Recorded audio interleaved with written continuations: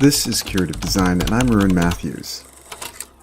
Thank you for joining me on this third and final essay paying homage to the healthcare titan, Florence Nightingale. Sometimes the individuals that I cover in this series are so impressive that finding just a single element to discuss can be a little reductive. And while I've chosen to focus on her contributions around data visualization, what this exploration has left me is with this immense sense of admiration for her accomplishments pertaining to all facets of healthcare. In fact, visit any modern hospital and you will see the fingerprints of her legacy everywhere. From the architecture of hospital wards, to the focus on sanitation and hygiene, to the understanding of how patients flow through the hospital from the emergency department, the operating rooms, intensive care units, recovery areas, and medical wards. Hospital finances, the integration with ancillary services, the importance of nutrition, and even how nurses are educated and trained, along with the high expectations of professionalism and ethics, these are all areas that she helped shape. In truth, by helping to coordinate these things unique to how a hospital is run, she could be seen as the prototype of a hospital administrator.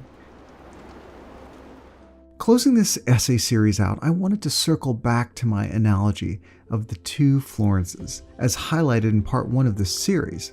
We had the young, earnest, but incredibly determined Florence who defied her family's and societal expectations to train as a nurse and then take on educational experiences around her country and then Europe. Then came the seasoned, authoritative Florence, who upon returning from the Scutari Field Hospital in the Crimea, used data, illustrations, and her growing influence to transform our understanding of safe. And I believe that from the sacred role that is the bedside nurse to the strategic and tactical might of the modern chief nursing officer, and all of the nursing roles in between, Florence's story resides within the DNA of what it means to be a professional nurse and a vital part of the healthcare team.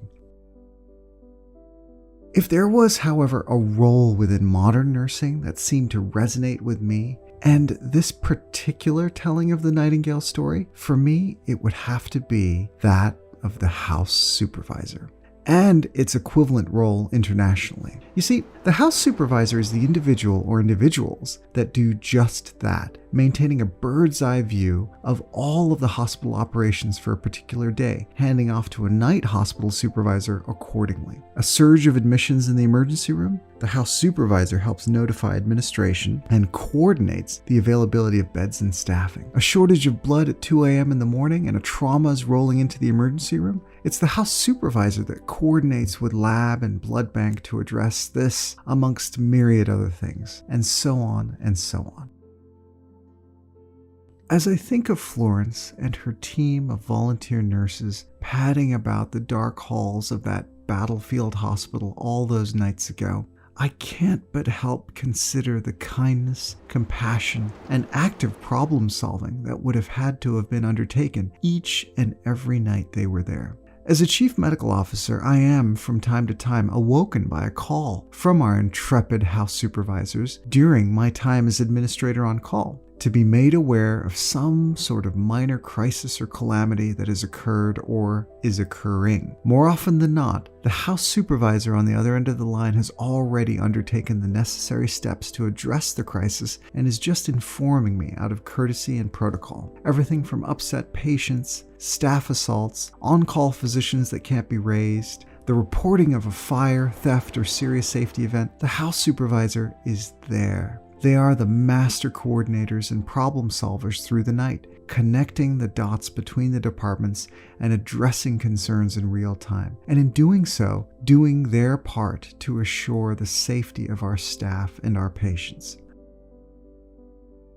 I used to believe that all that was needed overnight was a strong ED physician and a nocturnist hospitalist to be the night's watch. However, my time as administrator has taught me the sheer importance of a capable house supervisor to see the bigger picture and coordinate care in times of crisis. Here's to them, our bringers of light, shining through the night in our hospitals all around the world.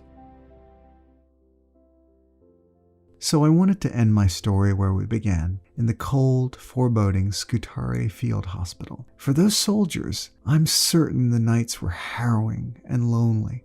As a physician, I can be accused of forgetting what being a patient in a hospital truly entails from time to time.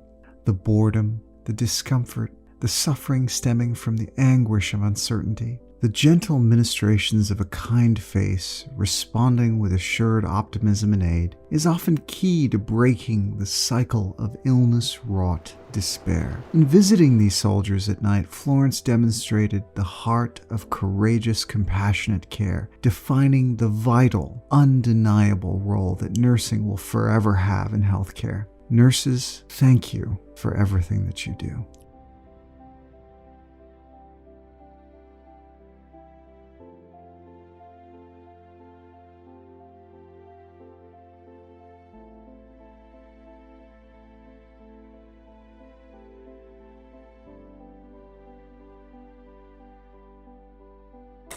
This is Curative Design, and I'm Arun Matthews.